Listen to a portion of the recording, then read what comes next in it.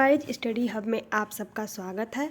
This is Shambhavi Pandey. आज हम लोग मैथ पेडागोजी के मोस्ट इम्पॉर्टेंट क्वेश्चन, एक कम से कम 25 क्वेश्चन है, इसमें से आपको 10 क्वेश्चन एग्जाम में मिलने ही वाले हैं। तो आप लोग इस क्लास को पूरा देखिए और नोट डाउन कीजिए और बार बार देखिए ताकि आप लोग को चीज़ें याद हो। ये पूरे बुक का निचोड़ है। इसमें क्वेश्चन भले ही कम हो लेकिन बहुत ही ज़्यादा इंपॉर्टेंट क्वेश्चन है।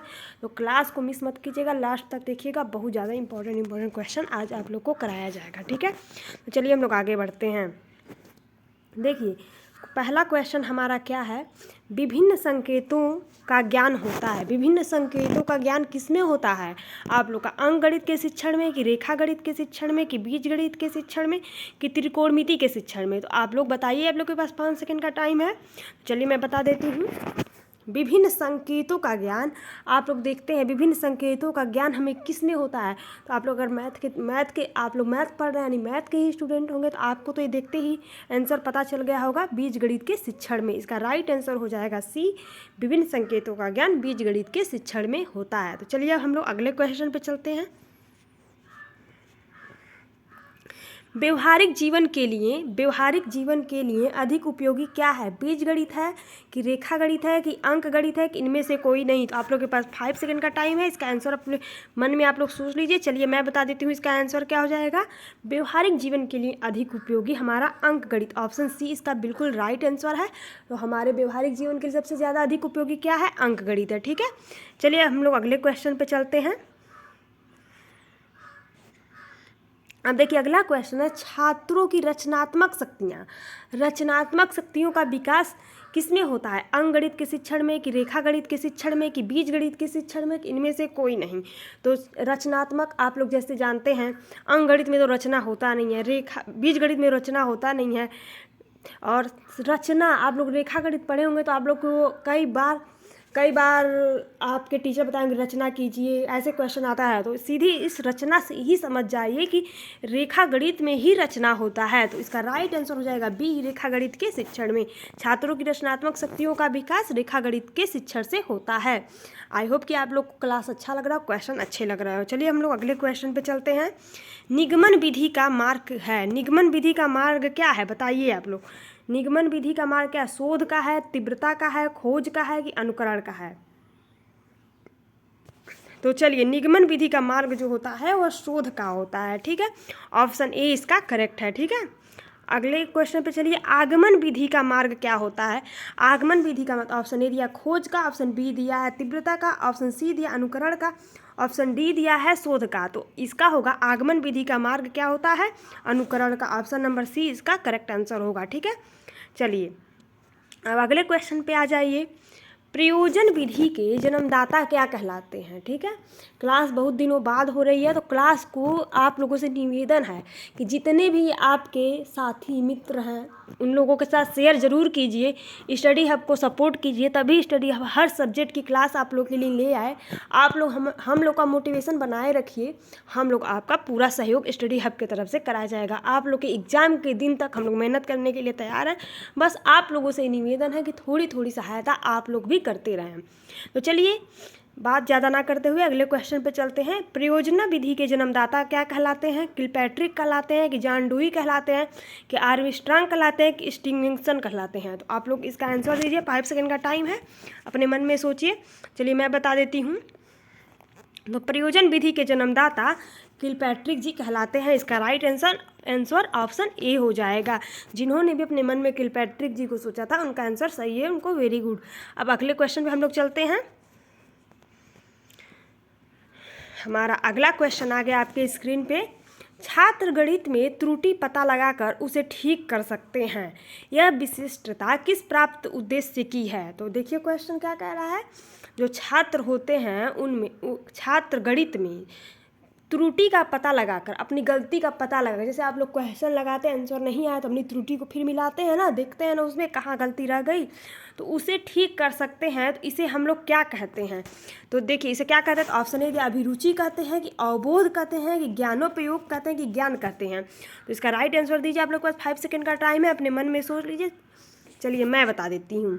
छात्र गणित में त्रुटि का पता लगाकर उसे ठीक कर से इसे अवबोध कहते हैं। ऑप्शन बी इसका राइट आंसर है। जिन्होंने भी अवबोध आंसर सोचा होगा उनका बिल्कुल राइट आंसर है, ठीक है। चलिए अब हम लोग अगले क्वेश्चन पे चलते हैं। सह शैक्षिक कार्यक्रमों का प्रमुख उद्देश्य है। सह शैक्षिक कार्यक्रमों का प्रमुख उद्देश्य क्या है? बालक का बौद्धिक विकास करना, बालक का मानसिक विकास करना, बालक का सर्वांगीण विकास करना कि शारीरिक विकास करना। तो सह शैक्षिक कार्यक्रमों का प्रमुख उद्देश्य क्या होता है? तो इसका राइट आंसर आई होप आप लोग को सबको पता चल गया होगा। 5 सेकेंड का टाइम है। देखिए, बालक का बौद्धिक विकास करना, मानसिक विकास करना, शारीरिक विकास करना, ये तीनों विकास एक ही आंसर में आप लोग के आ जा रहा है। सर्वांगीण विकास करने का मतलब हर तरह का विकास करना, इसलिए इसका राइट आंसर हो जाएगा ऑप्शन नंबर सी, सर्वांगीण विकास करना। जिन्होंने भी आंसर दिया है उनका आंसर बिल्कुल सही है। चलिए हम लोग अगले क्वेश्चन पे चलते हैं। लिखित कार्य में संशोधन की आवश्यकता होती है। लिखित कार्य में संशोधन की आवश्यकता होती है, तो इस क्वेश्चन का आंसर आप लोग ध्यान से दीजिएगा। तो ऑप्शन ए है छात्रों की वर्तनी सुधारने के लिए, शिक्षक के शिक्षण कार्य की जांच करने के लिए, छात्रों का उच्चारण सुधारने के लिए कि उपरोक्त सभी। तो आप लोग इसका राइट आंसर दीजिए। 5 सेकेंड का टाइम है। मुझे पता है सब लोग क्या इसका आंसर दे रहे होंगे, इसलिए इसको थोड़ा सा मैं आराम से समझाती हूँ ताकि आप लोग भी सोचिए। लिखित कार्य में संशोधन की आवश्यकता होती है छात्रों की वर्तनी सुधारने के लिए कि शिक्षक के शिक्षण कार्य जांच करने के लिए, छात्रों का उच्चारण सुधारने के लिए। तो चलिए मैं बता देती हूँ इसका राइट आंसर। इसका राइट आंसर हो जाएगा छात्रों की वर्तनी सुधारने के लिए, ऑप्शन नंबर ए, ठीक है। आई होप सब लोग डी दे रहे होंगे, लेकिन डी नहीं होगा, इसमें छात्रों की वर्तनी सुधारने के लिए होगा। चलिए अब हम लोग अगले क्वेश्चन पर चलते हैं। उत्प्रेरक, देखिए उत्प्रेरक से अभिप्राय क्या होता है? उत्प्रेरक से अभिप्राय क्या होता है? पुनरावृत्ति का होता है कि प्रस्तुतिकरण का होता है कि प्रस्तावना का होता है कि उद्देश्य एवं अपेक्षित परिवर्तन का होता है? तो चलिए इसका आप लोग आंसर दीजिए। उत्प्रेरक से अभिप्राय क्या होता है? 5 सेकेंड का आप लोग टाइम है, आप लोग मन में सोच लीजिए। उत्प्रेरक से अभिप्राय क्या होता है? तो यहाँ पे तो आंसर दे ही दिया गया है, आप लोग समझ गए होंगे। उत्प्रेरक से अभिप्राय प्रस्तावना का होता है। एक्सप्लेनेशन देख लीजिए। उत्प्रेरक उपक्रम का संबंध प्रस्तावना से है। प्रस्तावना हर्बट की पंचपदी प्रणाली योजना का प्रथम पद है। इसको आप लोग याद रखिएगा, इसीलिए मैंने इसको लिया है। हर्बट की पंचपदी पाठ योजना का प्रथम पद है, ठीक है। जिसमें इसको स्क्रीनशॉट करके सभी लोग रख लीजिए। मैं थोड़ा जूम कर देती हूँ, इसी से 2-3 क्वेश्चन बन जाएंगे। एक बार और देखिए, उत्प्रेरक उपक्रम का संबंध प्रस्तावना से है। प्रस्तावना हर्बट की पंचपदी पाठ योजना का प्रथम पद है, जिसमें अध्यापक छात्रों के पूर्व ज्ञान पर आधारित प्रेरणात्मक प्रश्नों द्वारा रोचक कथन, प्रसंग, वर्णन द्वारा छात्रों में प्रस्तुत विषय के प्रति जिज्ञासा उत्पन्न करता है। जैसे देखिए स्रोत कहाँ पर है, देख लीजिए, भी राजस्थान राज्य शैक्षिक अनुसंधान एवं प्रशिक्षण संस्थान, शिक्षक शिक्षण विभाग उदयपुर, यहाँ पे 2 भाग में है, ठीक है। आई होप कि आप लोग को ये समझ में आ गया होगा, स्क्रीनशॉट करके रख लिए होंगे। चलिए हम लोग नेक्स्ट क्वेश्चन पे आगे बढ़ते हैं। अब देखिए, किसी खेत का क्षेत्रफल ज्ञात करने के लिए उपयोगी गणित शिक्षण विधि है। किसी खेत का क्षेत्रफल ज्ञात करने के लिए उपयोगी गणित की शिक्षण विधि है। ऑप्शन ए है विश्लेषण विधि, ऑप्शन बी है संश्लेषण विधि, ऑप्शन सी है क्रिया विधि, ऑप्शन डी है आगमन विधि। 5 सेकंड का टाइम है, सभी लोग अपने मन में इसका आंसर दीजिए। किसी खेत का क्षेत्रफल ज्ञात करने के लिए उपयोगी गणित की शिक्षण विधि क्या होती है?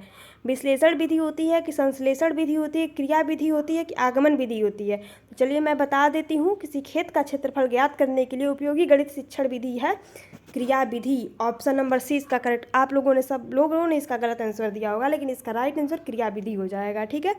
चलिए अब हम लोग अगले क्वेश्चन पे चलते हैं। यहाँ पे तो वही आ गया क्वेश्चन, किसी खेत का क्षेत्रफल ज्ञात करने के लिए उपयोगी गणित शिक्षण विधि क्या होगा? तो सभी लोग जान जाइए, क्रिया विधि होगा। 2 बार आ गया, 2 बार पढ़ लीजिए ताकि आप लोगों को एकदम कॉन्सेप्ट क्लियर हो जाए, याद हो जाए क्वेश्चन, ठीक है। तो चलिए हम लोग अगले क्वेश्चन पे चलना है। अगर आप लोग क्लास अच्छा लग रहा हो, थोड़ा भी हम लोग का एफर्ट आप लोग को अच्छा लग रहा हो, तो प्लीज़ क्लास को ज़्यादा से ज़्यादा अपने दोस्तों के साथ शेयर कीजिए और हमारा सपोर्ट कीजिए। बाकी स्टडी आप लोगों की हर तरह से मदद करेगा एग्ज़ाम के टाइम में, किस विधि द्वारा मानसिक, सामाजिक तथा शारीरिक शक्तियाँ क्रियाशील होती हैं? किस विधि द्वारा मानसिक, सामाजिक, शारीरिक शक्तियाँ क्रियाशील होती हैं? देखिए किस किस चीज़ की बात कर रहा है, मानसिक, ठीक है, सामाजिक, ठीक है, शारीरिक शक्ति, इन तीनों चीज़ का समावेश। आप लोग यहाँ पे मेरी बातों पे ध्यान दीजिए, कौन सा ऐसा चीज़ है जिसमें हमारा मानसिक, सामाजिक तथा शारीरिक शक्ति तीनों का समावेश होता है? क्या वो समस्या समाधान है? क्या वह खेल विधि है? क्या वह प्रश्नोत्तर विधि है? क्या यह प्रयोग प्रदर्शन विधि है? तो आई होप आप लोग को इतना एक्सप्लेनेशन सुनने के बाद समझ में आ गया होगा हमारा मानसिक, सामाजिक, शारीरिक शक्तियों क्रियाशील रहती हैं खेल विधि में, ठीक है। तो खेल विधि में क्या क्या रहता है, हमारा मानसिक, सामाजिक, शारीरिक शक्तियाँ क्रियाशील रहती हैं, ठीक है। चलिए हम लोग अगले क्वेश्चन पे चलते हैं। विश्लेषण विधि का दोष है, अब बताइए। चलिए अब ये अगला क्वेश्चन है आप लोग का, विश्लेषण विधि का दोष है। ऑप्शन ए है, यह विधि छोटे बालकों के लिए उपयोगी नहीं है, बिल्कुल सही बात कह रहा है, यानी ये ऑप्शन सही है।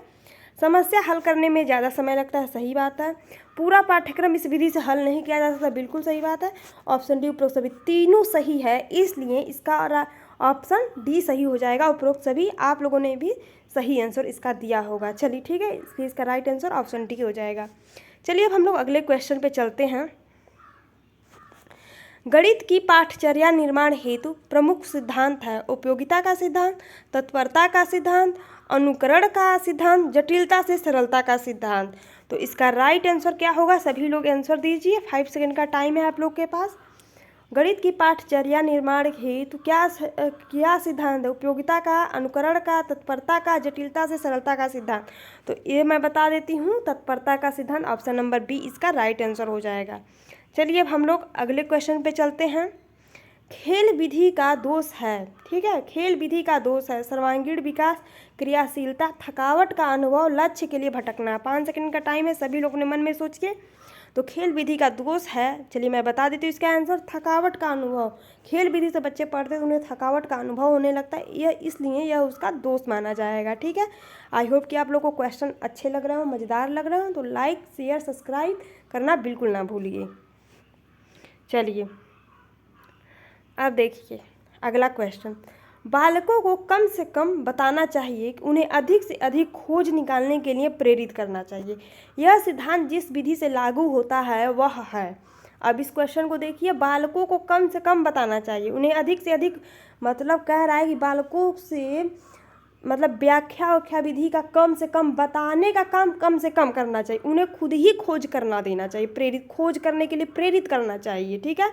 यह सिद्धांत जिस विधि से लागू होता है वह कौन सा सिद्धांत है, क्या वह निगमन विधि है, क्या वह संश्लेषण विधि है, क्या वह व्याख्यान विधि है, क्या वह हिस्टोरिक विधि है। तो चलिए 5 सेकंड का टाइम है, आप लोग आंसर दीजिए, मैं भी बता देती हूँ इसका आंसर। तो वह इसका राइट आंसर हो जाएगा हिस्टोरिक विधि। हिस्टोरिक विधि को ही हम लोग खोज विधि के नाम से जानते हैं, ठीक है, इसलिए इसका राइट आंसर हो जाएगा हिस्टोरिक विधि। ऑप्शन नंबर डी इसका बिल्कुल सही है। आई होप कि सभी लोगों ने आंसर सही दिया होगा।